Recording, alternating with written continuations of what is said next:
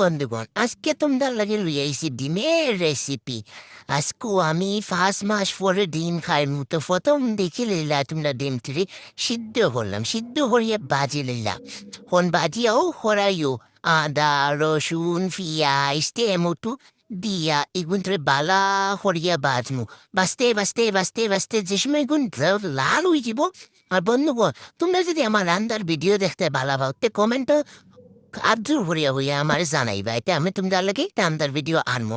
তে লাল হয়ে গেছে পেঁয়াজটি, মশলাটি এখন মশলাটি আমি দিলাই মিটার মধ্যে আছে পেঁয়াজ ধনিয়া কেটা হইয়া। আচ্ছা, মশলা আছে কিটা কিটা হলদি মরিচ জিরা ধনিয়া, আরেকটা কিটা জিনিস দিয়েছি জানো নি?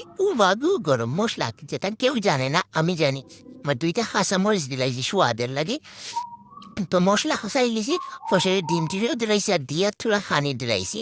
আর আমার ডিম তো হয়ে গেলা ভাল লাগে জানো নি, খসা পাতলা জুল ধরো, এটা আমার বিষয় না বুঝছো। খসা করিয়ে 4টা ডিমে খোলা খাইমু বন্ধুগণ। ভালো লাগলে আমার